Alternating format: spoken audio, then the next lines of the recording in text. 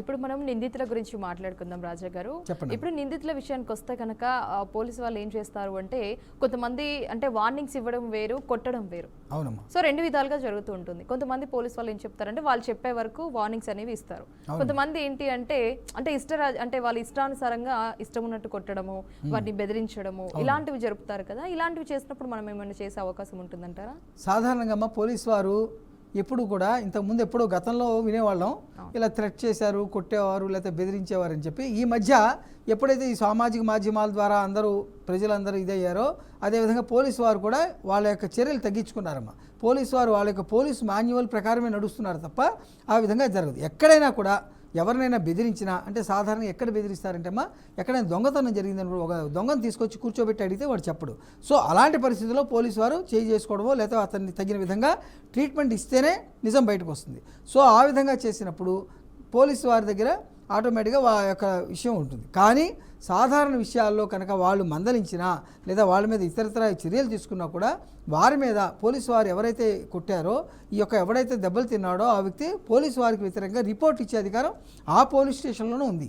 ఎక్కడో కదా ఆ పోలీస్ స్టేషన్లో రిపోర్ట్ ఇవ్వచ్చు, లేదా పోలీసు వారికి వ్యతిరేకంగా ఉన్నతాధికారులు తెలియపరచుకోవచ్చు.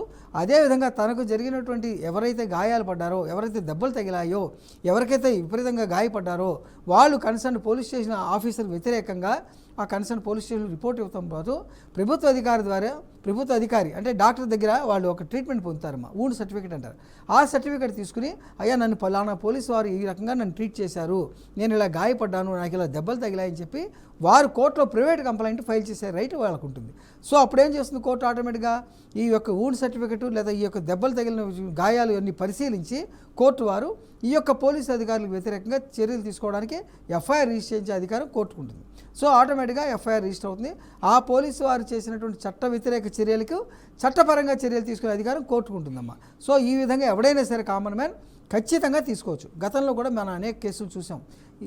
ఈ మధ్య కూడా తమిళనాడులో ఒక వ్యక్తిని, ఒక తండ్రి కొడుకులను తీసుకొచ్చి దారుణంగా కొట్టడం వలన వాళ్ళు చనిపోతే దాని మీద ఆ పోలీస్ స్టేషన్లో పనిచేసే ఒక అమ్మాయి ఉమెన్ పీసీ వాళ్ళకి వ్యతిరేకంగా రిపోర్ట్ ఇవ్వడం, తదనంతరం ఆటోమేటిక్గా వాళ్ళందరూ చట్ట ప్రకారం చర్యలు తీసుకోవడంతో వాళ్ళకి ఈ మధ్యన యావజ్జీవ కారాగార శిక్ష కూడా పడ్డం మనం పేపర్లో చూసాం. అదే విధంగా జరుగుతున్నాయి. సో ఆ విధంగా ఎవరైనా సరే చట్టానికి వ్యతిరేకంగా ప్రవర్తించినట్లయితే పోలీసు వారు అవ్వచ్చు లేదా ఇంకా ఉన్నతాధికారులు అవ్వచ్చు, కామన్ మ్యాన్కి ఈ రకమైనటువంటి రైట్ అయితే ఖచ్చితంగా ఉంది. రాజా గారు, మరి ఏదైనా కేసు పెట్టినప్పుడు పోలీసు వాళ్ళు ఏం చేస్తారంటే ఇద్దరి మీద కేసు ఫైల్ చేయడం జరుగుతుంది కదా. అంటే వీరి మీద కేసులు పెట్టడం అని చెప్పేసి వారి మీద ఎఫ్ఐఆర్లు ఫైల్ చేయడం జరుగుతుంది. ఆ ఎఫ్ఐఆర్ అంటే వీరిద్దరి మీద కాకుండా మిగతా రిమైనింగ్ వాళ్ళు ఉంటారు కదా, వారిని అంటే ఆ కేసుల నుండి రిమూవ్ చేయడము ఇలాంటివి జరుగుతూ ఉంటాయి కదా. సో ఇలా అంటే వాళ్ళు చేయడం కూడా రైట్ అంటారా, రాంగ్ అంటారా, అసలు అలా ఎందుకు చేస్తారంటారు? మరి అంటే సాధారణంగా ఇలాంటివి ఎక్కడ జరుగుతున్నాయంటే ఈ మధ్య 498 కేసులో జరుగుతున్నాయి. అంటే ఒక అమ్మాయి ఉంది, భర్తకి వ్యతిరేకంగా, అత్తగారికి వ్యతిరేకంగా, మామగారికి వ్యతిరేకంగా రిపోర్ట్ ఇవ్వడం కొంతవరకు కామన్. కానీ వారు ఏం చేస్తున్నారు, పెళ్లికి వచ్చిన పెద్దలో లేదా పెళ్లికి కుదిర్చినటువంటి మధ్యవర్తులను లేదా ఇతరత్ర ఆడపడుచులను, ఎక్కడో ఉంటున్న ఆడపడుచు భర్తలను అందరినీ కేసు పెట్టేస్తున్నారు. సుమారుగా 7 నుంచి 10 మంది కేసు పెడుతున్నారు. పెట్టినప్పుడు పోలీసు వారు ఏం చేస్తారు, నిజాలు నిర్ధారించి ఈ నేరంలో అంటే ఈ అమ్మాయిని బాధ పెట్టిన నేరంలో అసలు నిజం ఎంత ఉంది అని విచారించి, సో దానికి అంటే ఆ నేరానికి పాల్పడ్డారని భావించిన వాళ్ళు మటుకు మాత్రమే వాళ్ళు కేసు రిజిస్టర్ చేస్తారు. అలాంటప్పుడు ఆ అమ్మాయి ప్రైవేట్గా కంప్లైంట్ ఇచ్చుకుని ప్రైవేట్గా కోర్టులో ఫైల్ చేసుకుని మిగతా వారి మీద చర్య తీసుకోమని ఫైల్ చేసుకునే అధికారం ఉంటుంది. అదేవిధంగా సాధారణంగా ఎవరైనా సరే ఏదైనా గొడవలు జరిగాయి, ఎక్కడైనా చిన్న గొడవలు జరిగాయి, వాళ్ళు ఏం చేస్తున్నారు, ఆ గ్రామంలో వాళ్ళకి ఉన్నటువంటి శత్రువులందరినీ అంటే వాళ్ళకి ఎవరైతే వ్యతిరేకంగా పనిచేస్తున్నారో వాళ్ళందరినీ కూడా కేసు పెడతారు. కేసు పెట్టినప్పుడు పోలీసు వారు విచారించి నిజంగా ఆ తగాదాలో ఎవరున్నారు, ఎవరి మీద అటాక్ చేశారు, ఎవరికి దెబ్బలు తగిలాయి, ఎవరి వల్ల ఎవరు గాయపడ్డారో చూసి ఎవరైతే నిజంగా ఆ యొక్క దోపిడీకో లేదా తగాదాకో పాల్పడినవారో వాళ్ళ మీద మాత్రమే కేసు పెడతారమ్మా. సో అలాంటప్పుడు ఈ కామన్ మ్యాన్ అంతకు మించి ఏమీ చేయలేడు. ఎందుకంటే వాళ్ళకి నచ్చినట్టు ఒక 50 మంది మీద 25 మంది మీద కేసు పెడితే అందరినీ అరెస్ట్ చేసే అధికారం లేదా అరెస్ట్ చేయాల్సిన అవసరం పోలీసులకు లేదు. వాళ్ళు నిజాలు నిర్ధారించడానికి, ఛార్జ్షీట్ ఫైల్ చేయడానికి పోలీసు వారికి తగినంత స్వేచ్ఛ మన ఇండియన్ యాక్ట్స్లో ఉందమ్మా. రాజా గారు, మరి ఇప్పుడు పోలీసు వారు రిపోర్ట్ తీసుకున్నా కూడా చాలా మంది చర్యలు తీసుకోకుండా ఇప్పుడు ఈ నిందితులను కావచ్చు, ఇంకా అదర్ పర్సన్స్ని అంటే పోలీస్ స్టేషన్ చుట్టూ పదే తిప్పించుకుంటూ ఉంటారు కదా. అంటే వాళ్ళు చేయాల్సిన పని కాస్త పక్కన పెట్టేసి ఇందాక మనం మాట్లాడుకున్నట్లుగా కాలయాపన చేయడం, ఆ వారిని పదే తిప్పించుకోవడము, లేదు అంటే అదే ప్లేస్లో వేరే పలుకుబడి ఉన్న వాళ్ళు వస్తే గనక వారికి భయపడి అంటే వారిపై తొందరగా యాక్షన్ తీసుకోవడం ఇలాంటివి జరుగుతూ ఉంటాయి కదా. సో ఇలా పాల్పడే వారిపై మనం ఏమైనా చర్యలు తీసుకునే అవకాశాలు ఉంటాయంటారా? పోలీసు వారు కనుక అలా డిలే చేస్తామా డెఫినెట్గా ఎవరైనా సరే రిపోర్ట్ ఇచ్చిన వ్యక్తి ఉన్నతాధికారులు తెలియపరుచుకున్నట్లయితే కొంతవరకు న్యాయం జరుగుతుంది. ఆ ఉన్నతాధికారులు కూడా వాళ్ళ యొక్క ఒత్తిళ్లు బట్టో లేకపోతే ఇతరతర కారణాలు ఇచ్చో ఏదైనా యాక్షన్ తీసుకోకపోతే ఖచ్చితంగా వాళ్ళు కోర్టులో ప్రైవేట్ కంప్లైంట్ ఫైల్ చేసుకునే అధికారం ఉంది. సో అక్కడ కోర్టు ద్వారా న్యాయం జరిగే అధికారం ఉంది. ఒకవేళ పోలీసు వారు కనుక ఎవరైతే రిపోర్ట్ ఇచ్చారో రిపోర్ట్ ఇచ్చిన వ్యక్తి మీద కనుక వ్యతిరేకంగా ప్రవర్తించినట్లయితే, అయ్యా నేను ఇలా పోలీస్ స్టేషన్లో రిపోర్ట్ ఇచ్చాను, వారు నన్నే ఇలా క్వశ్చన్ చేస్తున్నారు, నాకు ఇలా ఇబ్బంది ఉందని చెప్పి వారు డైరెక్ట్గా హైకోర్టులో రిట్ ఫైల్ చేసిన అధికారం ఉందమ్మా. రిట్ ఆఫ్ మాండమస్ అంటే ఎవరైనా ఒక అధికారి తన యొక్క పరిధిని మించి ప్రవర్తించినట్లయితే, తగిన న్యాయం చేయనట్లయితే రిట్ ఆఫ్ మాండమస్ ఫైల్ చేసుకుని వారి మీద చర్య తీసుకుని హైకోర్టుని అడిగే అధికారం ఈ యొక్క కామన్ మ్యాన్కు ఉంది. సో అప్పుడు ఏం చేస్తుంది హైకోర్టు? ఈ యొక్క అన్ని విచారణలు చేసి ఈ యొక్క రిపోర్ట్లో ఏ అంశాలు ఉన్నాయి, పోలీసు వారు ఏం చేశారని విచారించిన తర్వాత దాన్ని కేసు రిజిస్టర్ చేయడమో it will be decided by the honourable high court అమ్మ. హైకోర్టు అనేది ఖచ్చితంగా న్యాయం చేస్తుంది. లేదా కింద కోర్టులో జిల్లా న్యాయస్థానంలో కూడా వారికి జరిగినటువంటి అన్యాయాన్ని, వారికి జరుగుతున్న ఇబ్బందులను కూడా వీళ్ళు న్యాయ వ్యవస్థకు తెలియపరుచుకుంటే ఆటోమేటిక్గా వాళ్ళకి న్యాయం జరిగే అధికారం ఉంది. ఒకవేళ పోలీసు వారు కనుక ఎవరైతే రిపోర్ట్ ఇచ్చారో ఆ వ్యక్తికి వ్యతిరేకంగా ప్రవర్తించినట్లయితే ఖచ్చితంగా వాళ్ళకి తగిన పనిష్మెంట్ ఇచ్చే అధికారం కోర్టుకు ఉంటుందమ్మా. సో న్యాయాలు విచారించిన తర్వాత మాత్రమే ఈ విధంగా జరుగుతుంది. రాజా గారు, మరి పోలీసు వారు ఏం చేస్తారంటే సమ్ టైమ్స్లో అంటే నిందితులని లాకప్లో పెట్టేసి వాళ్ళని తిట్టడము, లేదంటే బెదిరించడము, ఇలాంటివి చేస్తూ ఉంటారు కదా. అలా చేయడం రైట్ అంటారా, రాంగ్ అంటారా? పోలీసు వారు ఎప్పుడు కూడా వ్యక్తిగతంగా ఎవరి మీద యాక్షన్ తీసుకోరు. వాళ్ళకి అంత శత్రుత్వాలు ఏమి ఉండవు. వాళ్ళ డ్యూటీ వాళ్ళు చేస్తారు.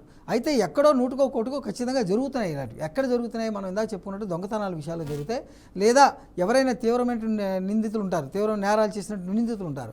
సో అలాంటప్పుడు ఖచ్చితంగా వాళ్ళ మీద చర్య తీసుకుంటే మాత్రమే నిజాలు వస్తాయి. అలాంటప్పుడు తీసుకోవచ్చు. లేదా ఈ బ్యాంక్ రాబరీలు అలాంటివి జరుగుతుంటాయి, వాటిలో కూడా తీవ్రంగా తీసుకుంటారు. కానీ కామన్ మ్యాన్ మీద ఎవరు కూడా ఇలాంటి చర్యలు తీసుకోవడం అనేది జరగదు.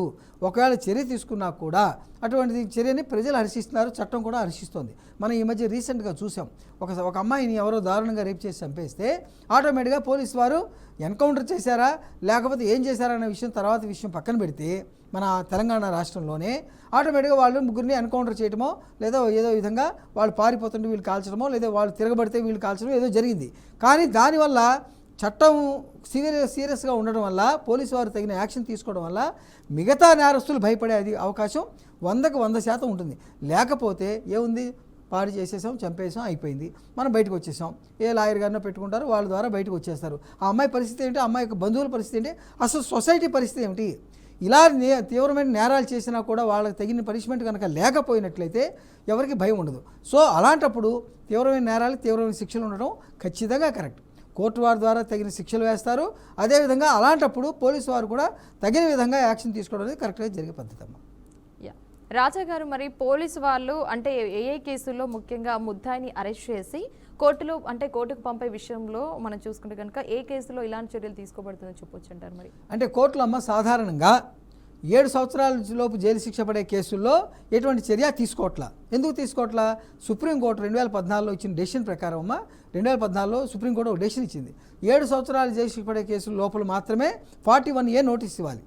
లేదా ఇంతకుముందు 498 కేసులన్నీ ఇతర కేసుల్లో ఎంతమంది మీద కేసు పెడితే అంతమందిని అరెస్ట్ చేసి కోర్టుకు పంపించడం, కోర్టులో వాళ్ళు 15 రోజులకో 20 రోజులకో రిమాండ్లో ఉండడం, తర్వాత బయటికి రావడం. ఎందుకు ఇలా ఫాల్స్ కేసులు ఎక్కువైపోయినాయి కాబట్టి సుప్రీంకోర్టు ఇచ్చిన డెసిషన్ ప్రకారం పోలీసు వారు ఏం చేస్తున్నారు, 41A నోటీస్ ఇవ్వాలి. ఎలాంటి కేసుల్లో నోటీస్ ఇవ్వాలంటే 7 సంవత్సరాల లోపు జైలు శిక్ష పడే కేసులు ఏదైనా సరే వాళ్ళు నోటీస్ ఇవ్వాల్సిందే, అంత డైరెక్ట్గా అరెస్ట్ చేసే అధికారం లేదు. 7 సంవత్సరాలు పైబడి ఇంకా ఎంత శిక్ష పడినా కూడా అలాంటి కాగ్నిజబుల్, నాన్ కాగ్నిజబుల్ ఆ కేసుల్లో మాత్రమే కంపల్సరీ పోలీసు వారు అరెస్ట్ చేసి వారిని కోర్టుకు పంపిస్తారమ్మా. కోర్టు వారి యొక్క ఎఫ్ఐఆర్ రిమాండ్ రిపోర్టు ఆ పరిశీలించి వారిని జ్యుడిషియల్ కస్టడీకి పంపించడం జరుగుతుంది. అలా జ్యుడిషియల్ కస్టడీకి పంపించిన తర్వాత వాళ్ళని తిరిగి పోలీస్ కస్టడీ కూడా అడుగుతారు. ఎందుకు? నిజాలు విచారించాలి కాబట్టి మళ్ళీ పోలీసు వారి కస్టడీకి తీసుకుని వారి యొక్క ఎటువంటి థ్రెట్ చేయకుండా న్యాయవాది సమక్షంలో ఉండొచ్చు, న్యాయవాది సమక్షంలో కాకపోయినా కూడా పోలీస్ కస్టడీలో ఈ నిందితుల్ని ఒక విచారణ జరిపి మళ్ళీ ఆ కోర్టు నిర్దేశించిన గడువులోగా మళ్ళీ వాళ్ళని అక్కడ ప్రవేశపెట్టడం, తర్వాత జ్యుడిషియల్ కస్టడీ ప్రకారం పూర్తయిన తర్వాత ఆ కోర్టు వారు బెయిల్ ఇవ్వడం జరుగుతుంది. సో బెయిల్ ఇవ్వకపోవడం అనేది ఆ యొక్క కేసు యొక్క తీవ్ర యొక్క స్థాయిని బట్టి మాత్రమే ఉంటుందమ్మా.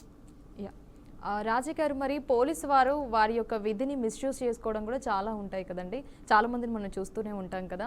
అంటే లాకి వ్యతిరేకంగా చేసిన సందర్భాలు కూడా చాలా ఉంటాయి కదా. ఇలా లాకి వ్యతిరేకంగా చేసిన వారిపై ఎలాంటి చర్యలు తీసుకోబడుతుంది? లాకి వ్యతిరేకంగా పనిచేశారు, లేదా ఇల్లీగల్ యాక్ట్స్ చేస్తున్నారు, లేదా చట్టానికి వ్యతిరేకంగా వాళ్ళు ఉద్దేశపూర్వకంగా ప్రవర్తించారని భావించినట్లయితే సాధారణ మానవుడికి, సాధారణ కామన్ మ్యాన్కి ఏ రకమైన శిక్షలు ఉంటాయో అది కూడా పోలీసు వారికి వర్తిస్తాయి. అంతే తప్ప పోలీసు వారికి స్పెషల్ రైట్స్ ఏం లేవమ్మా. పోలీసు అధికారి కానీ, పోలీస్ కానిస్టేబుల్ గారు కానీ, లేదా ఉన్నతాధికారి కానీ తప్పు చేసినట్లయితే డిపార్ట్మెంట్ వారు ఎంక్వైరీ జరిపి వారి మీద సస్పెండ్ చేయడం అనేది కూడా జరుగుతుంది. మనం చాలాసార్లు చూస్తున్నాం.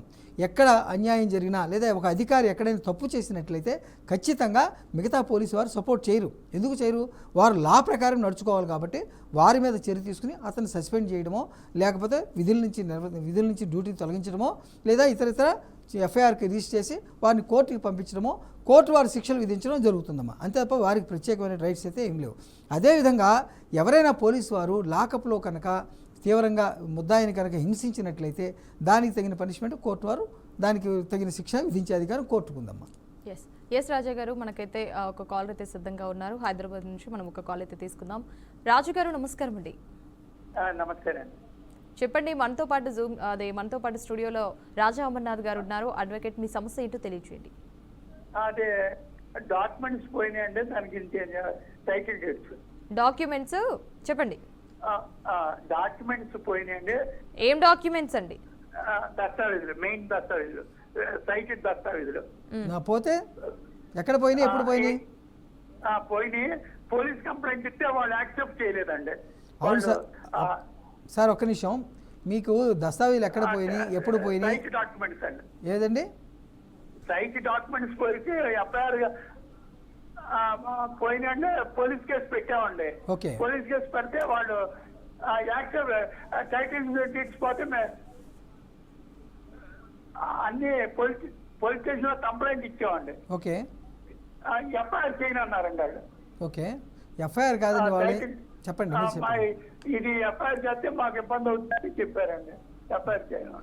ఓకే, మీరు ఎప్పుడు రిపోర్ట్ ఇచ్చారండి? ఎన్ని రోజులు అయింది ఇచ్చి? ఇచ్చి ఒక 10 రోజులు అయింది. 15 రోజులు అయిందండి. 10 రోజులే అయింది కదా.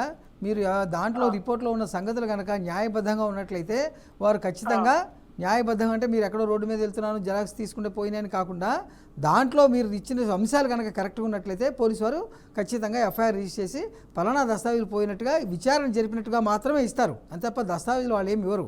సో విచారణ జరిపి పలానా వ్యక్తి యొక్క దస్తావేజులు పోయినట్టుగా మేము విచారించాము, ఇది నిజమే అని మటుకు ఇస్తారండి. ఒకవేళ వాళ్ళు ఇవ్వకపోయినట్లయితే మీరు ఖచ్చితంగా ఏమి జరిగిందో ఉన్నతాధికారులు తెలియపరచండి, లేదా ఉన్నతాధికారులు కనుక తగిన యాక్షన్ తీసుకోకపోతే కోర్టు వారికి తెలియపరచండి. ఖచ్చితంగా కోర్టు వారు దాని మీద విచారణ జరపని పోలీసు వారికి తెలియపరుస్తారు. పోలీసు వారు ఎఫ్ఐఆర్ రిజిస్టర్ చేసి మీకు తగిన విధంగా న్యాయం చేస్తారు.